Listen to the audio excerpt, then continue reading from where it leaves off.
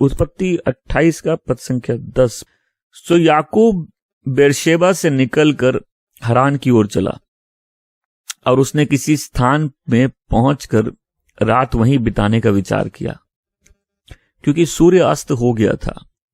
सो उसने उस स्थान के पत्थरों में से एक पत्थर ले अपना तकिया बनाकर रखा और उसी स्थान में सो गया। तब उसने स्वप्न में क्या देखा कि एक सीढ़ी पृथ्वी पर खड़ी है और उसका सिरा स्वर्ग तक पहुंचा है और परमेश्वर का दूत उस पर से चढ़ते उतरते हैं, और यहोवा उसके ऊपर खड़ा होकर कहता है कि मैं यहोवा तेरे दादा इब्राहिम का परमेश्वर और इसहाक का भी परमेश्वर हूं। जिस भूमि पर तू पड़ा है उसे मैं तुझको और तेरे वंश को दूंगा, और तेरा वंश भूमि के धूल के किनकों के समान बहुत होगा और पश्चिम पूरब उत्तर दक्षिण चारों ओर फैल जाएगा, और तेरे वंश के द्वारा पृथ्वी के सारे कुल आशीष पाएंगे। और सुन, मैं तेरे संग रहूंगा और जहां कहीं तू जाए वहां तेरी रक्षा करूंगा और तुझे इस देश में लौटा ले आऊंगा। मैं अपने कहे हुए को जब तक पूरा ना कर लूं तब तक तुझे ना छोड़ूंगा। तब याकूब जाग उठा और कहने लगा, निश्चय इस स्थान में यहोवा है और मैं इस बात को जानता ना था। और भय खाकर उसने कहा, यह स्थान क्या ही भयानक है, यहां तो परमेश्वर के भवन को छोड़ और कुछ नहीं हो सकता, वरन यह स्वर्ग का फाटक ही होगा। भोर को याकूब तड़के उठा और अपने तकिए के पत्थर ले कर उसका खंबा खड़ा किया और उसके सिरे पर तेल डाल दिया, और उसने उस स्थान का नाम बेतेल रखा, पर उस नगर का नाम पहले लूस था। और याकूब ने यह मन्नत मानी कि यदि परमेश्वर मेरे संग रहकर इस यात्रा में मेरी रक्षा करे और मुझे खाने के लिए रोटी और पहनने के लिए कपड़ा दे, और मैं अपने पिता के घर कुशल क्षेम और लौट आऊं, तो यहोवा मेरा परमेश्वर ठहरेगा, और यह पत्थर जिसका मैंने खंबा खड़ा किया है परमेश्वर का भवन ठहरेगा, और जो कुछ तूने मुझे दिया है मैं उसका 10वां अंश तुझे जरूर दिया करूंगा। आमीन। हम लोग जिस सीरीज में उसका नाम है ब्लेसिंग्स। क्या नाम है? ब्लेसिंग्स। ये कहानी है एक आदमी के मां के पेट से ब्लेसिंग्स के लिए संघर्ष करने की। आज मेरा आपसे सवाल है, क्या आप वही व्यक्ति है जिसको बचपन से आशीष चाहिए थी? अरे बहुत लोग हैं, तुमको किसी ने सिर पे हाथ रख के ब्लेस नहीं किया, बहुत वैल्यू है उसकी। मैं पिछले हफ्ते समझा रहा था, कई लोग हैं शादी करते समय माँ बाप की बात नहीं मानते, बाद में मालूम चलता है उस ब्लेसिंग्स की वैल्यू है। हाथ साइन है ब्लेसिंग का। हाथ तो परिश्रम का भी साइन है, राइट? किसी को बोल के ब्लेस करना, जैसे लोगों को बोल दो तो चंगा हो जाते हैं, कमांड करो अशुद्ध आत्मा निकल जाते, लेकिन हाथ एक साइन है ब्लेसिंग का कि हम टच करके, जैसे जब सिर पे हाथ रखा तो वो टेंजिबल वे में, जैसे वो ब्लेसिंग एक व्यक्ति से दूसरे व्यक्ति की ओर बह रही है। सो हाथ रखने का ये ब्लेसिंग है। और मैं फिर से बोलता, कई लोगों के सिर पे उनके माँ बाप ने हाथ रख के ब्लेस नहीं किया, राइट? कई लोगों के अगुओं ने उनको ब्लेस नहीं किया। अरे आप कोई चर्च छोड़ के जाना चाहते हैं, मैं तो आपको चैलेंज करना चाहता हूं, जाइए अपने पास्टर से ब्लेसिंग लेके आइए। हम लोग उसको वैल्यू करना है, आज तक हम लोग नहीं किए। देखो लाइफ में ऐसा बोलना ना, हम अकेले जी सकते हैं, हमको कोई नहीं चाहिए, बोलना बहुत आसान है, ऐसे जीना बहुत मुश्किल है। जब पेरेंट्स अभी हैं, हम लोग ऑनर नहीं करते। एक दिन जब कवरिंग चली जाएगी ना, हिंदू धर्म में जब बच्चे, माँ बाप जब जाते, बच्चे बाल अपना सिर मुड़वा देते, इसका मतलब क्या? कवरिंग चली गई। और कोई भी चीज होती है हम लोग उसका मतलब समझना है। इसका मतलब है मेरे सर की कवरिंग चली गई। जब बेटा अपने सिर मुड़वाता है उसका मतलब मेरे जो कवरिंग थी, मेरा जो ढका हुए थे हम, वो ढकी हुई चीज चली गई। एज चिल्ड्रन ऑफ गॉड, परमेश्वर के बच्चों के रूप में हमको एनॉइंटिंग समझ में आती है, ग्लोरी हमको चाहिए, हमको एनॉइंटिंग चाहिए, हमको लाइफ में सक्सेस चाहिए, हमको प्रभु की सेवा करनी, ये सब चीजें समझ में आती है। लेकिन हमको समझना पड़ेगा परमेश्वर ने स्वर्ग और पृथ्वी बनाई है। इंसान का इतिहास शुरू परमेश्वर से होता है। परमेश्वर का कोई इतिहास नहीं, वो था, है और रहेगा। लेकिन मैन की बिगिनिंग गॉड ने ऑर्डेन की है। आमीन। जीने के तरीके बनाए हैं। और क्या होता है, इस बात को समझिएगा जो मैं समझाना चाहता हूं। हम लोग 100% लोग अन्य जाति से उठ के आए, राइट। अब जब हम अन्य जाति से उठ के आते हैं और हमें बिलीवर बनते हैं, हम सारे रीति रिवाज तो रिजेक्ट कर देते हैं, राइट, क्योंकि इनमें से बहुत से रीति रिवाज डिमोनिक होते हैं, इनको रिजेक्ट करना पड़ता है। फिर हम डरते भी हैं कि हम कोई ऐसी गलती ना करें जो गॉड नहीं चाहते, राइट। तो क्या हम एक सिस्टम से ट्रांसफर होके दूसरे सिस्टम में आते हैं। और प्रॉब्लम क्या है कि एज बिलीवर्स, एज क्रिश्चियंस, हम लोग सब फर्स्ट जनरेशन होते हैं और कोई कल्चर नहीं है जो हम लोग को मिल रही है, राइट। जब हम विश्वासी बने हमको कोई कल्चर नहीं मिला। देखो बहुत से लोग विश्वासी बन गए, कहीं यूट्यूब में सुन लिया विश्वासी बन गए, कहीं किसी मीटिंग में चले गए विश्वासी बन गए। हमको लगा चर्च क्या, चर्च तो जाएंगे चलेगा, नहीं जाएंगे नहीं चलेगा। ये तो वही जगह जहां तुमको कल्चर मिलेगा, जहां तुमको डिसाइपल करके वो कल्चर जो हेवन का है। और इसलिए मैं बोल रहा हूं, प्लीज मेरी बात बहुत ध्यान से सुनो। कुछ बातें जो मैं बोल रहा हूं ये प्रकाशना से, अनुभव से, गॉड के ट्रेनिंग से मैं आज बोल पा रहा हूं। जब कोई परमेश्वर का दास किसी के जीवन में आता है, वो दास अपने आप में एक ब्लेसिंग है, चर्च को एक गिफ्ट है। आज कोई इस बात की वैल्यू समझे कि आप जो बातें आज सीख रहे हो आपको इतने साल से नहीं मालूम थी, राइट। मैं बोलता हूं हमारी हर वीक मीटिंग हैरान करनी चाहिए कि हम कौन सी दुनिया में थे। इस मिनिस्ट्री में आके लोगों को तभी तो दुख रहता है मेरे इतने साल पहले बर्बाद हो गए, इतने साल तक मेरे को नहीं मालूम था। क्यों? मेरी अज्ञानता ही रीजन थी कि हम वो ब्लेसिंग नहीं देख पाए अपनी लाइफ में। तो ज्ञान कैसे मिलेगा? हमको परमेश्वर से व्यक्तिगत रिश्ता रखना है, हमको अपनी बाइबल पढ़नी है, परमेश्वर का वचन पढ़ना है, हमको प्रार्थनाओं में आगे बढ़ना है। बट पूरे कल्चर में अडेप्ट करने के लिए एक डिसाइपलशिप का प्रोसेस है। ये प्रोसेस क्या करता है? हम जब पैदा होते हैं वहां से बड़ा करता है हमको। मतलब हम एक कल्चर में, स्वर्ग के कल्चर में, किंगडम के कल्चर में हम बड़े होते हैं। फिर हम स्ट्रांग है। आप चर्च के बिना रह सकते, लेकिन वो ब्लेसिंग नहीं है ना। जब एक जगह मुझे मिली है सहभागिता करने के लिए, शिक्षा पाने के लिए, अकाउंटेबल रहने के लिए, डिसाइपल होने के लिए, फेलोशिप करने के लिए, कम्युनियन लेने के लिए, फेथ शेयर करने के लिए, तो मैं क्यों उसका पार्ट नहीं रहूंगा? नहीं तो मेरे को वो कल्चर कहां से मिलेगी? तो जब जिस घर में हम पैदा होते हैं वहां ऑलरेडी एक प्रधान नियुक्त होता है हमारे जीवन पे, गार्जियन, माता पिता, जो हमको बहुत इजीली जिस घर में हम पैदा होते हैं उस घर में ट्रेन कर देते, राइट। बट जब आप परमेश्वर के घर में पैदा हुए हैं तो आपको तो घर में आना पड़ेगा, जहां आपसे पहले जो है, जिसको परमेश्वर ने तैयार किया, वो आपको घर में उस कल्चर में अडेप्ट कर दे। हम एक कल्चर से राज्य के कल्चर में है, लेकिन राज्य के कल्चर में हमको उस ज्ञान का भाव था क्योंकि हमको कोई चीज बाय हेरिटेज नहीं मिली। और अभी विश्वास का प्रॉब्लम क्या है कि इतने सारे लोग सेवा में जो बुलाए नहीं गए। आप कहीं किसी मीटिंग में चंगे हो जाए या भूत निकल जाए, वो अपने आप में पूरी सेवा नहीं है। और हम लोग सब कहीं ना कहीं थोड़े थोड़े एक्सपीरियंस लेके इधर उधर से आए, राइट। अब ऐसा नहीं है, परमेश्वर किसी को बाहर से उठा के ट्रेन नहीं कर सकते। परमेश्वर ने मुझे ऐसे ही ट्रेन किया है, तो मैं तो लोगों पे सवाल नहीं उठा सकता। मैं खुद तो किसी बाइबल स्कूल का नहीं हूं, आज हमारा स्कूल है बाइबल का।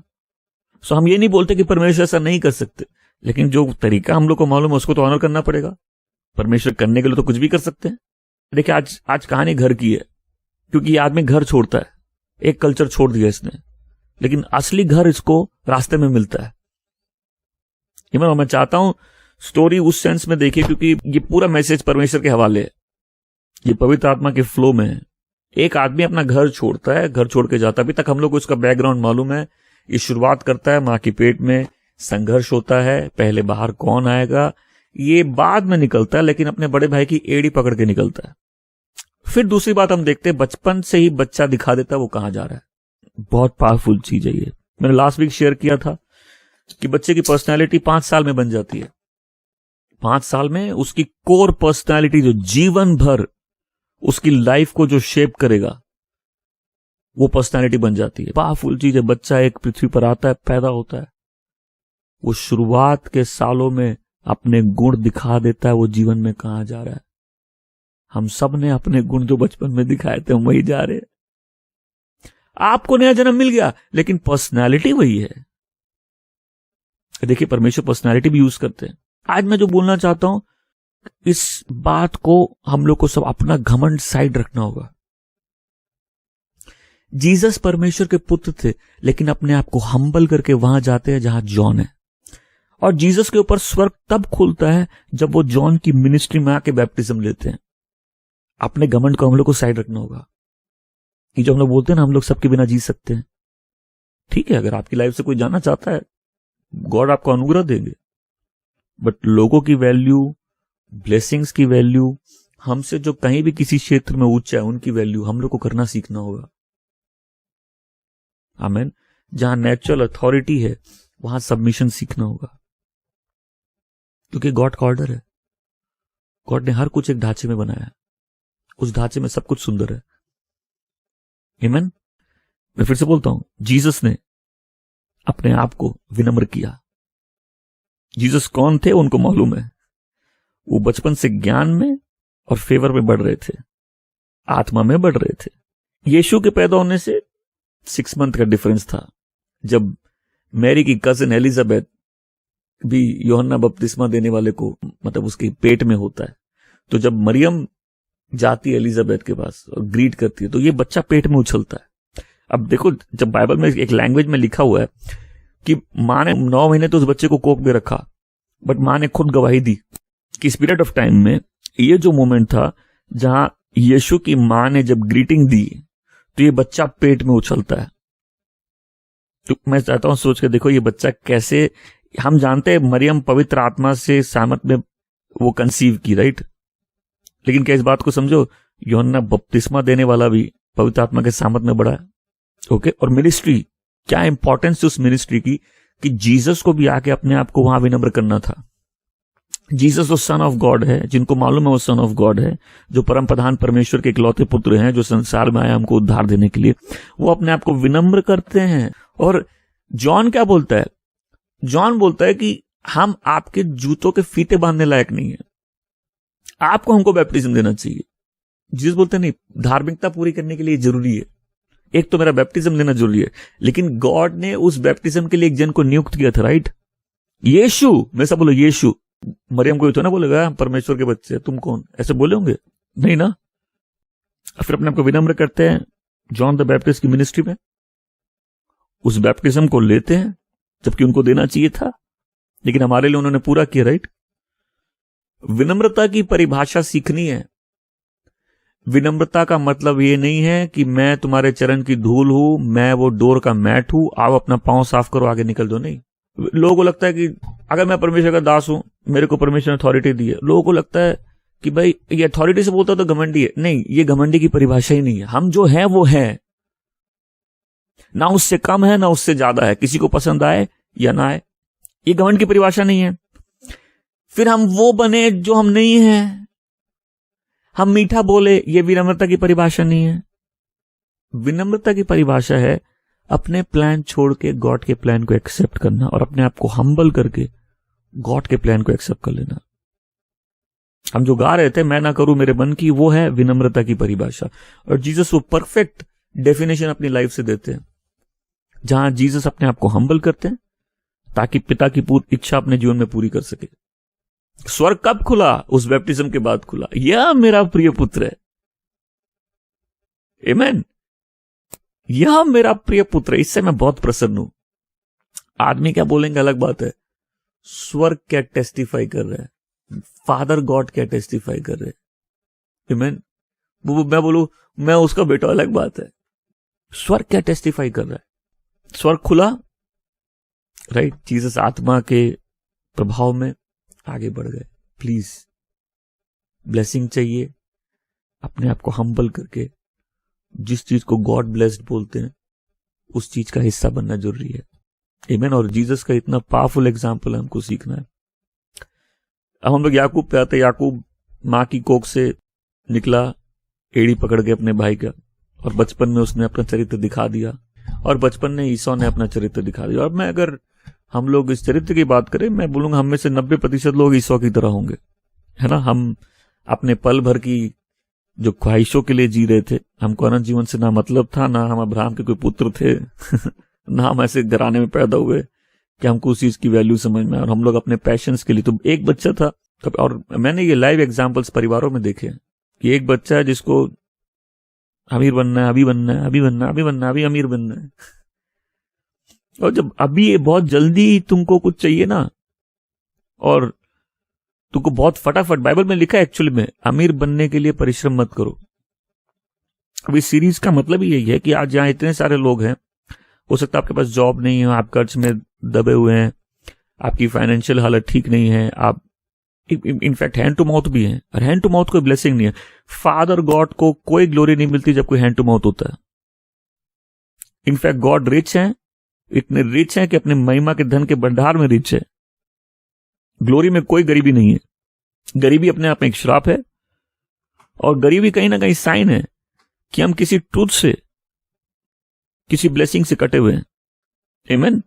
इसका मतलब है कि जितने अमीर लोग हैं वो ब्लेस्ड है? नहीं उनकी अमीरी उनका श्राप है।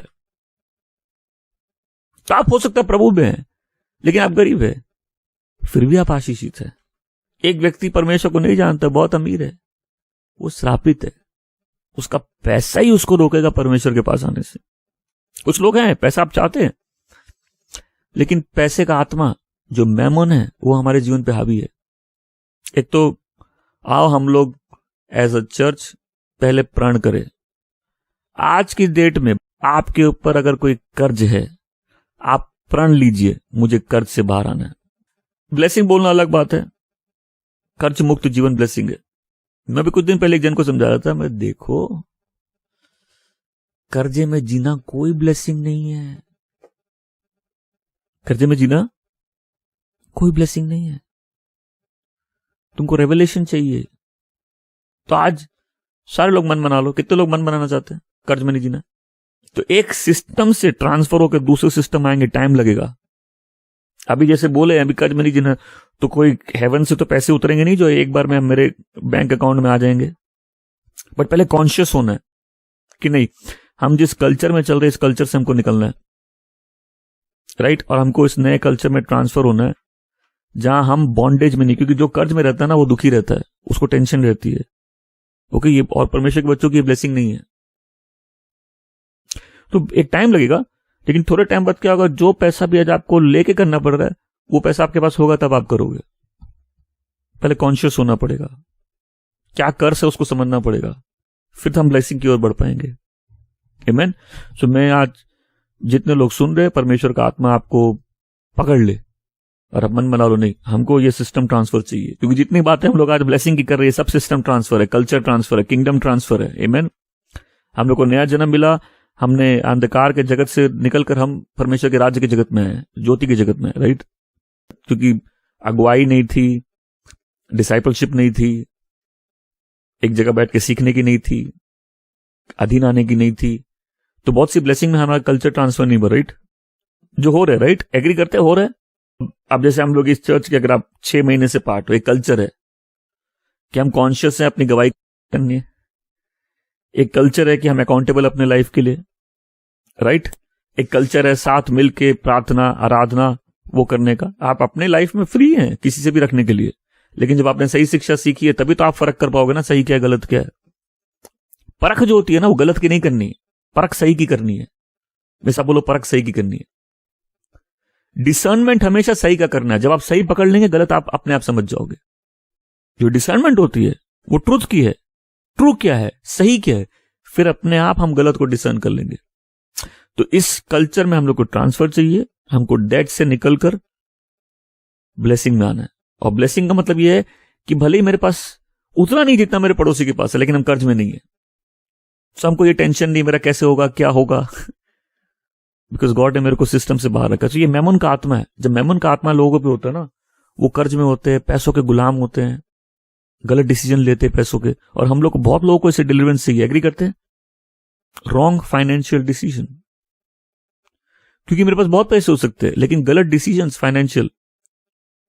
कर्ज की परिभाषा बताता हूं, समझना। कर्ज जब किसी पे होता है ना, उसका काम करने का तरीका ऐसे होता है कि वो बॉन्डेज में आएगा।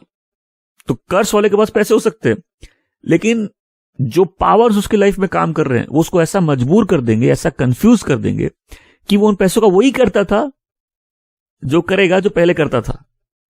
अब फिर वो ऐसे डिसीजंस लेगा कि उस पैसे होने के बावजूद भी वो वापस बंधन में आ गया। अब ये समझो, पैसे होना प्रॉब्लम नहीं है, सिस्टम चेंज होना प्रॉब्लम है। पहले एक सिस्टम से दूसरे, और गॉड का सिस्टम कैसा है कि गॉड पूरे माइंड का ट्रांसफॉर्मेशन करते हैं, गॉड लाइफ की ट्रांसफॉर्मेशन करते हैं। आमेन। आज कितने लोग को समझ में आ रहा है सिस्टम चेंज होने में समय लगता है? समझ में आ रहा है? हम एक चीज सुने हैं, हमसे पवित्र आत्मा ने बात किया है, हमको कन्विक्ट किया है, हम कॉन्शियस होके एक डिसीजन लेते हैं, हम उसके अनुसार प्रार्थना करना चालू करते हैं, हम आगे आने वाले जो एक्शंस होते हैं उन प्रार्थनाओं पे बेस्ड रहते हैं। आमेन। और फिर एक टाइम में आकर हमारा जीने का तरीका चेंज हो जाता है। याकूब से इजराइल बनने में उसका आधा जीवन चला गया। पैदा हुआ याकूब, धोखाधड़ी। हमको चाहिए अपने तरीके से, हमारे तरीके से कुछ नहीं मिलता है। परमेश्वर की चीजें परमेश्वर के तरीकों से मिलती है। अब बच्चा बचपन से अपने गुण दिखा रहा है, वो किधर जाएगा? ओके।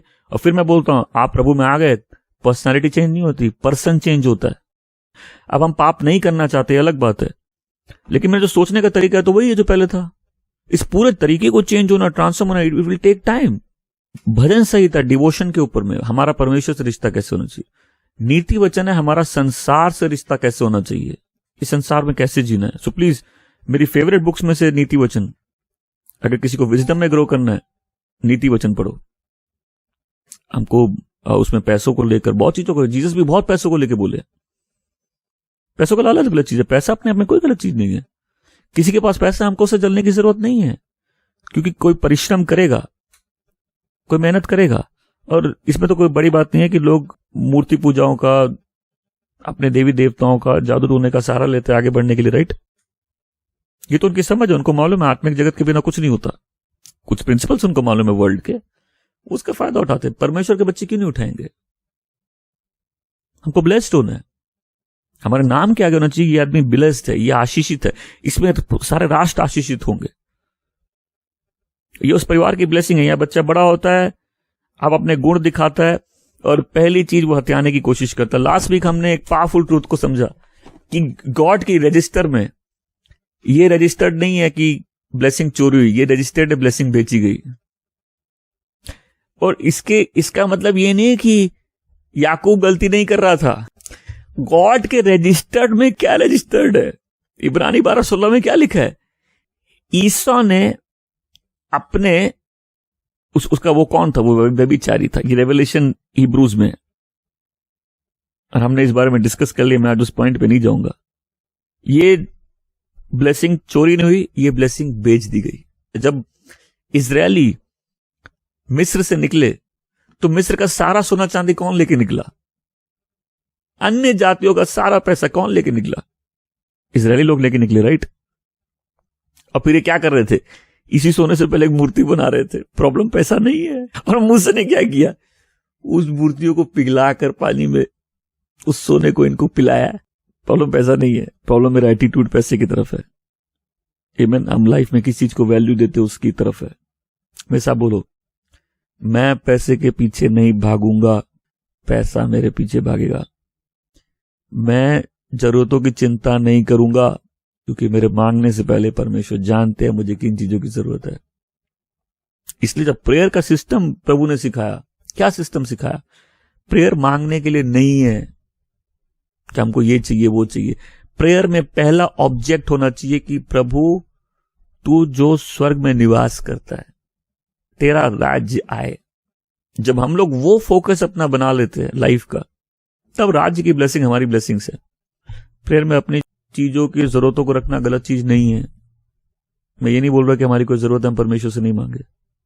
मैं बोल रहा हूं प्रेयर में सबसे पहले राज्य को अपना फोकस बनाना है और उसके राज्य के लिए जीना चालू करना है, अपने आप को उसके राज्य के लिए देना है। आमीन। ये बच्चा यहां से बड़ा होता है, धोखाधड़ी का सिलसिला चालू होता है। ये अपने भाई से एक कटोरे मसूर के दाल के बदले उसके पहले होने की ब्लेसिंग मांग लेता है और भाई दे देता है।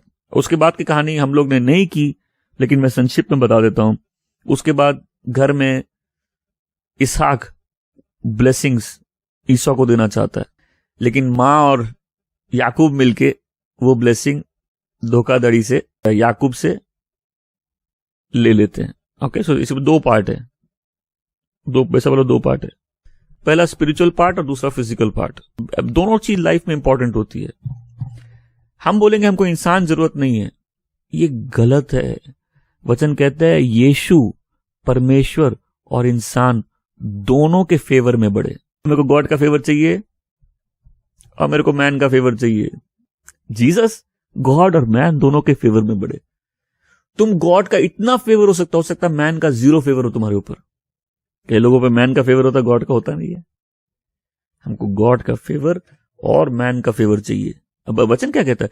यीशु गॉड और मैन दोनों के फेवर में। और हम लोग की सोच क्या थी? हमको गॉड का फेवर चाहिए, आदमी क्या बोलता है हमको फर्क नहीं पड़ता है। आज नहीं तो कल पढ़ने लगेगा। बिकॉज एक स्पिरिचुअल होती है, एक फिजिकल चीज होती है। एक स्पिरिचुअल रिप्रेजेंटेशन होती है, एक फिजिकल रियलिटी होती है। जहां ट्रांजैक्शन की बात है, दोनों भाइयों के बीच में सौदा तय हो चुका था। ईसौ की विरासत मसूर की दाल थी, याकूब की विरासत परिवार की आशीष थी।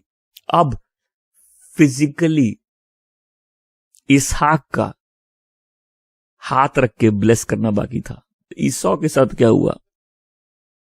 जो बलाम के साथ हुआ। बलाम के साथ क्या हुआ? बलाम जिसको कर्ज करना चाहता था उसको ब्लेस कर दिया। आइजैक ईसौ को ब्लेस करना चाहता था, लेकिन वो जेकब को ब्लेस कर दिया। जब हुआ ना जैसे बलाम के साथ हुआ, राइट? इस पॉइंट को समझो, ठीक है?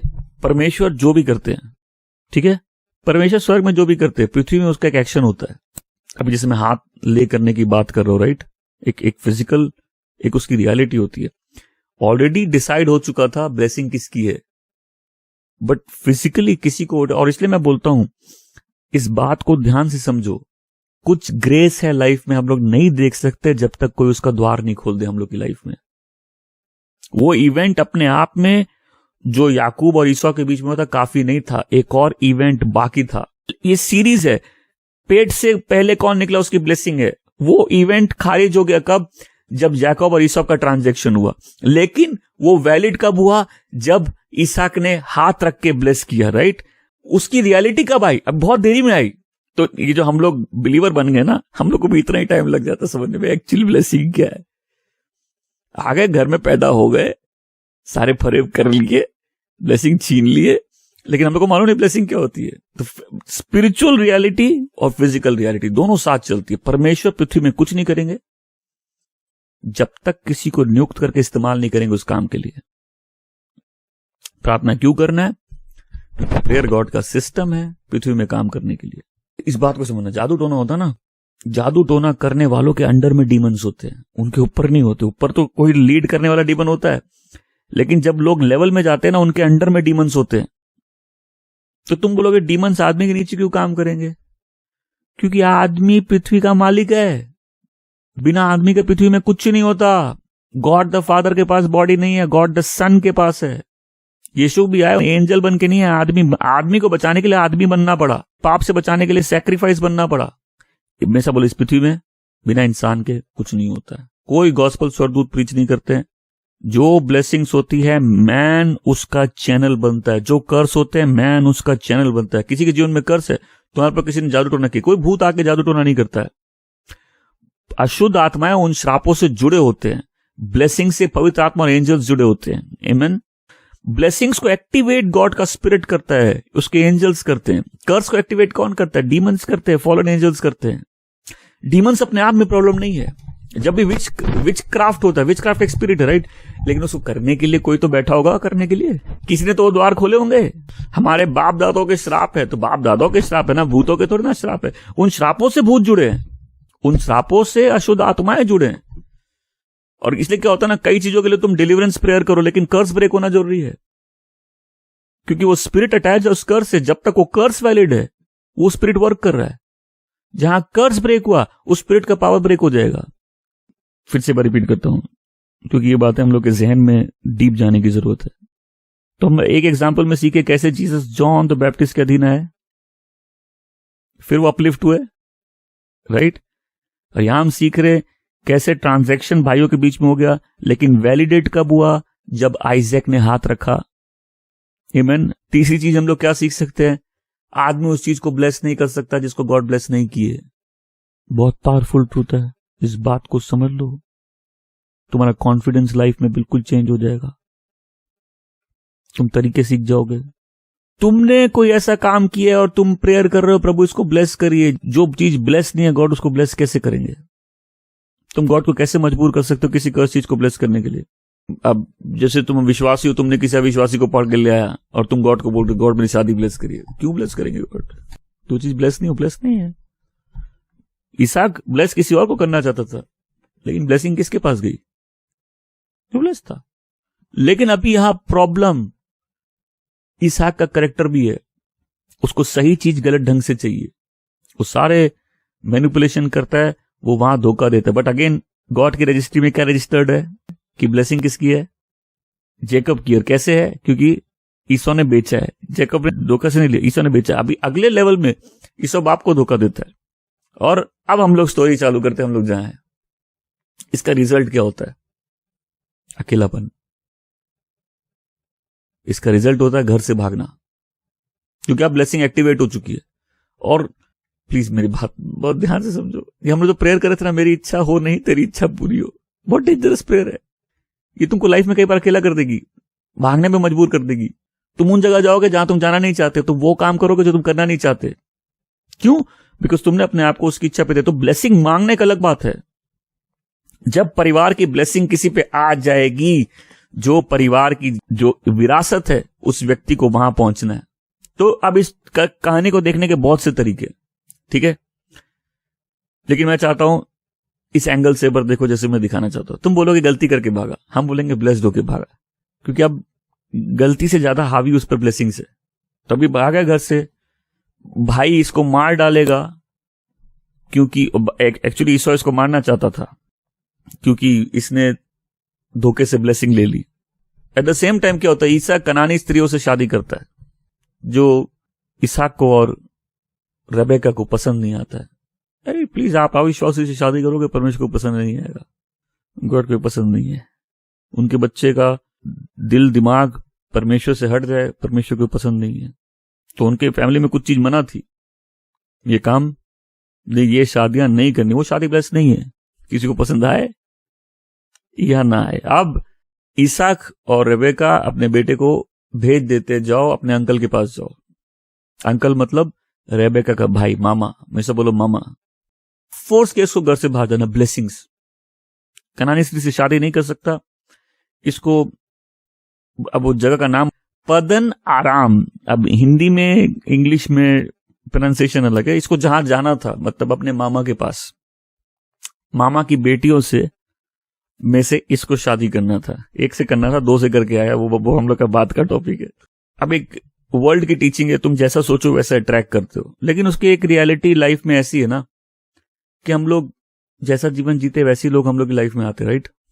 टेढ़ा टेढ़ा जीने से टेढ़े टेढ़े लोग ही आते हैं ना, सीधा हमने देखा नहीं कभी।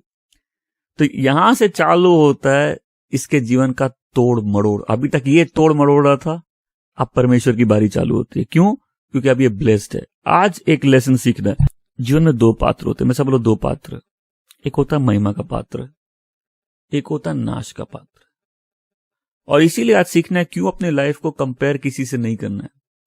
जो विनाश का पात्र होता है, जब वो दुष्टता दिखाता है ना, परमेश्वर उससे डील नहीं करते, परमेश्वर उसको रोकते नहीं। अगर हम गलत जा रहे, परमेश्वर हमको नहीं रोके, ये बहुत भयंकर बात होगी जीवन में। आज यहां समझना है, किसी को इस रेवलेशन को समझना है। तुम यहां आए हो, तुम्हारी कुछ नहीं चल रही, क्योंकि तुम विनाश के पात्र नहीं हो, तुम महिमा के पात्र हो। इस मिनिस्ट्री में आके इस ग्लोरियस ट्रुथ को जो समझ जाएगा, वो अपने आप को इस प्रोसेस में दे देगा। क्योंकि तुम बाहर जितने कुछ कर लिए, तुम्हारे सारे काम अपने हिसाब से टेढ़े मेढ़े करके कर लिए। यहां कि तुम एक पावरफुल रियलिटी को देखना चालू करते हो, तुम्हारे हिसाब से कुछ नहीं हो रहा, राइट? जो विनाश का पात्र होता है, वो अपनी ढीठता में कुछ भी कर ले, उसका सीधा नाश ही आता है। वो अपने नाश तक उसके कोई कौमा नहीं है बीच में। क्यों? उसको उसके निर्बुद्धि मन पे परमेश्वर ने छोड़ दिया। अपने बच्चों को परमेश्वर नहीं छोड़ते। आमीन। जिनको नया जन्म मिलता है, जो परमेश्वर के घराने की ब्लेसिंग जिनके पास है, परमेश्वर उनको नहीं छोड़ते, परमेश्वर उनको ताड़ना देते हैं। आमेन। परमेश्वर को करेक्ट करते हैं, परमेश्वर को तकलीफों से जाने देते हैं। और अगर तुम यहां बोलोगे मेरे मन की नहीं होती, तुम आशीषित हो, क्योंकि तुम प्रेयर भी वही कर रहे हो। आमेन। मैंने बोला ना, डेंजरस प्रेयर है। इस प्रेयर से तुम वहां चले जाओगे जहां तुम जाना नहीं चाहते। उन चीजों की ब्लेसिंग देखोगे जो तुमको सोचे भी नहीं थे। तुम बनना क्या चाहते थे और बन क्या जाओगे, इसमें बहुत फर्क आ जाएगा। ऐसा बोलो, मैं महिमा का पात्र हूं, इसलिए पिता मुझसे प्रेम करता है, मुझको मेरे हवाले नहीं छोड़ता। मैं घर से बाहर निकल गया। बाइबल में एक कोई कैरेक्टर नहीं है, स्टोरी नहीं जिससे मैं बहुत सोच के ब्लेस्ड होता हूं। हर स्टोरी का अपना एक डायमेंशन है, हर स्टोरी कुछ रिप्रेजेंट करती है, हर दिन की लाइफ। तभी मैं स्कूल ऑफ फेथ में कब्र बनवा के पूछता हूं क्या लिखेंगे तुम्हारी कब्र में। हर लाइफ कुछ रिप्रेजेंट करती, राइट। अब जैसे तुम हीलिंग की बात करो बॉडी ऑफ क्राइस्ट में, अगर तुम हीलिंग की बहुत लंबी डिस्कशन करोगे, तुम बेनी हिन के बिना नहीं कर सकते। समझ में आ रहा है? उस व्यक्ति का पूरा जीवन एक हीलिंग के कॉज के लिए, हीलिंग मिनिस्ट्री में दिया हुआ, राइट। तो जब हम लोग इस पीढ़ी की बात करेंगे, हम लोग बिना बेनी हिन के कर सकते हैं। फेथ के किसी डायमेंशन की बात करेंगे, हम लोग किसी और का नाम लेंगे, राइट। तो हर जन की लाइफ एक डायमेंशन है की रेवलेशन देती है। जो किसी चीज के लिए दिया गया है, दूसरों के लिए लेसन बन जाता है, दूसरों के लिए ब्लेसिंग बन जाता है, दूसरों के लिए सोर्स बन जाता है, राइट। हम लोग इसकी लाइफ को सोच नहीं सकते बिना ब्लेसिंग के। ब्लेसिंग की बात होगी, जेकब की बात होगी, जरूर अब्राहम इसहाक की बात होगी, बट उस ब्लेसिंग का डायमेंशन जो हम लोग को दिखाता है वो जेकब की लाइफ दिखाती है। एटलीस्ट हम तो बाइबल ऐसी पढ़ते हैं। हम तो जब इसकी स्टोरी पढ़ते हैं, हमें पूरी लड़ाई ब्लेसिंग की है, कर्मों को समझ नहीं आता ब्लेसिंग क्या होती है। या आदमी बोलता है कि आदमी के दिन तकलीफों से भरे, मतलब इसकी लाइफ इतनी डिफिकल्ट रही है, बट ये ब्लेस्ड था, इसकी जनरेशन ब्लेस्ड है। आमेन। स्मूथ लाइफ नहीं थी, डिफिकल्ट लाइफ थी, बट ये ब्लेस्ड है। हम लोग यहां से आगे बढ़ते, घर से निकलता है वो, और अभी हरान पहुंचता है। ब्लेसिंग चाहिए, ब्लेसिंग कहां है? तुम्हारे बाप दादा ने क्या किया था ब्लेस्ड होने के लिए? तुम बताओ, एक परमेश्वर के घर में ब्लेसिंग कहां है? किसी ने कोई जॉब नहीं किया ब्लेसिंग के लिए, किसी ने कोई बिजनेस नहीं चालू किया ब्लेसिंग के लिए। तुम्हारे पूर्वज जो परमेश्वर में है, इस घराने के पूर्वज ने क्या किया ब्लेसिंग के लिए? ये इसको पहले मालूम चाहिए। हरान आया और रात को सोने के लिए अपना सिर एक पत्थर पे रखा है।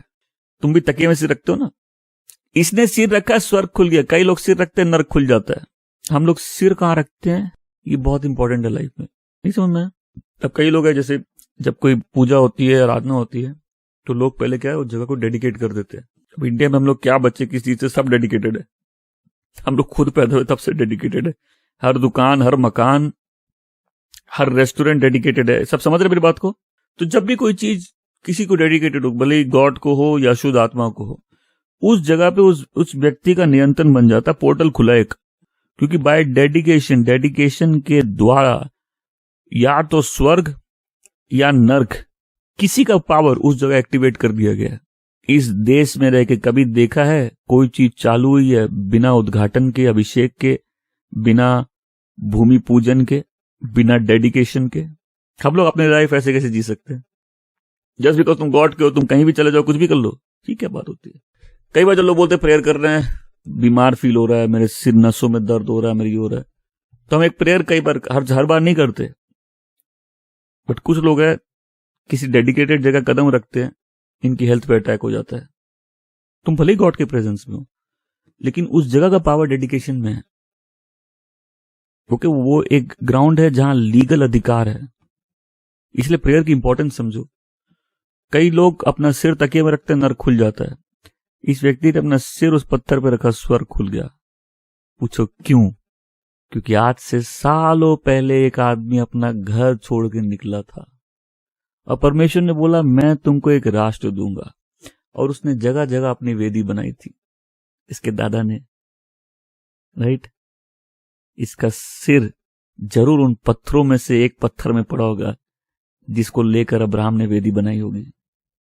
और ये देखता है स्वर्गदूत ऊपर जा रहे हैं और नीचे आ रहे हैं। उस जगह का नाम इसने क्या रखा? इसने क्या बोला? कौन सी जगह है वो? बोलता है ये निश्चय ही परमेश्वर का घर है। ब्लेसिंग्स चाहिए, ब्लेसिंग्स परमेश्वर के घर में है। आमेन। सारी ब्लेसिंग यही है। तुम दुनिया में अमीर बनने की कोशिश कर रहे हो, ऐसा नहीं कि तुमको अधिकार नहीं अपने लाइफ से जाओ परिश्रम करो, काम करो, बिजनेस करो, जो तुमको करना है करो, लेकिन ब्लेसिंग्स कहाँ है? मैंने देखा बाप दादों की प्रार्थना कैसे पकड़ लेती है बच्चों को। मैंने अनाथ ड्रग एडिक्ट को देखा है, और मैंने देखा फेवर क्या होता है, घर की ब्लेसिंग कैसे पकड़ लेती है। दुआएं ऐसी चीज है ना, तुम दुआओं से अपने फ्यूचर में इन्वेस्ट कर सकते हो। बहुत सी दुआएं तुम आज कर दो, तुम फ्यूचर में उसका फल खाओगे। इसने सिर रखा और स्वर्ग खुल गया। कहां रखा? हरान में रखा। अब्राहम कहां आया था? और ये जो पत्थर पे सिर रखा, जरूर उसकी वेदी बनाई होगी अब्राहम ने उस जगह के जो प्रभु देना चाहते तो उस जगह सारी जगह जाके वहां वेदियां लगाई थी। यहां स्वर्ग खुलता है, ये स्वर्गदूतों को ऊपर जाते हैं और नीचे आके दिखता है, बोलते हैं जगह बहुत भयानक है। यह परमेश्वर का घर है। पॉइंट 1 देखो, हाथ ले हुआ ब्लेसिंग मिली, राइट है ना।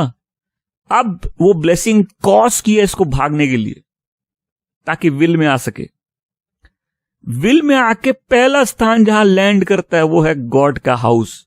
और इसको एक बात समझ में आती है कि गॉड के हाउस में स्पिरिचुअल वर्ल्ड की एक लोकेशन खुली है, एक पोर्टल खुला है। क्या? एंजल्स का आना और जाना गॉड के घर से कनेक्टेड है। आमीन। तुम बोलोगे, देखो सुनो, तुमको चर्च को 1 साल हुआ है, तुम कोई करोड़पति नहीं बने, लेकिन मैं बताऊंगा क्या फर्क आएंगे। जीवन सिंपल हो जाएगा, तुम्हारी कॉम्प्लिकेटेड लाइफ सेट आगे सिंपल। तुमको प्रार्थना की आग लगेगी, स्वर्ग तुम पे खुलता जाएगा, गॉड का जॉय तुम पे हावी होने लगेगा, तुम फेलोशिप का आनंद देगा। और तुमको समझ नहीं आता ब्लेसिंग की डेफिनेशन क्या है। सुनो मेरी बात, ध्यान से सुनो। तुम्हारी मटेरियल ब्लेसिंग भी आ रही है, उसको भी कोई रोक नहीं सकता है। तुम्हारे जिन चीजों की जरूरत है वो सारी जरूरत भी परमेश्वर के धन के भंडार से पूरी होगी, इसमें कोई डाउट मत रखना। तुम्हारी लोकेशन सही होनी चाहिए, ट्रांसफर आ जाएगा। ऐसा बोलो, मेरी लोकेशन सही होनी चाहिए। तुमको मालूम है, कई लोग, हम लोग की ब्लेसिंग्स हम लोग के बुलाहट से जुड़ी है, हम लोग के फिजिकल लोकेशन से जुड़ी है, हम लोग के फिजिकल कनेक्शन से जुड़ी है, रिलेशनशिप से जुड़ी है। इसलिए मैं बोल रहा हूं, ग्रेस के बहुत से द्वार खुलते नहीं है जितनी अनॉइंटिंग हो जाए। जब तक सही लोग नहीं आ जाए, सही जगह हम नहीं पहुंच जाए, सही फिजिकल लोकेशन नहीं हो, सही काम नहीं करे। मेरी बात समझ में आ रही है? ये घर से बाहर जाता है, पत्थर पे सिर रखता है, स्वर्ग खुल जाता है, स्वर्ग दूत ऊपर जाते हैं और नीचे आते हैं। तो किसी भी जगह अगर स्वर्ग खुला है तो क्या साइन है उसका? तुम्हारे प्रेयर जल्दी आंसर्ड होंगे। आमीन। ब्लेसिंग स्वर्गदूत लेके आते हैं, स्वर्ग से प्रेयर के आंसर स्वर्गदूत लेके आते हैं। एक जगह है जहां पोर्टल। अब इस बात को समझो, कुछ चीजें कुछ जगह बहुत आसानी से हो जाती है। जगह की इंपॉर्टेंस समझना ना। पूरी अर्थ, पूरी पृथ्वी एक रियल इस्टेट है। तो कुछ चीजें कुछ जगह पे बहुत आसानी से हो जाती है। रिवाइवल का साइन भी होता है। रिवाइवल एक लोकेशन भी बहुत इंपॉर्टेंट होती है। जब भी रिवाइवल एक लोकेशन होती है जहां काम हो रहे होते हैं, स्वर्गदूत आ रहे हैं, स्वर्गदूत जा रहे हैं, खड़ा होकर क्या बोलता है? निश्चय परमेश्वर का, उसका नाम क्या रखता है? बेतल। ब्लेसिंग्स कहां है? गॉड के घर में। स्वर्ग कहां खुला है? गॉड के घर में। देखो अभी इसका ब्लेसिंग का सफर खत्म नहीं हुआ है, यहां से चालू हुआ है। इसको रियलाइजेशन हुई है कि गॉड के घर में हेवन खुला हुआ है। जहां 2 या 2 से अधिक उसके नाम पर इकट्ठा होते हैं, वहां प्रभु यीशु खुद मौजूद होते हैं। आमीन।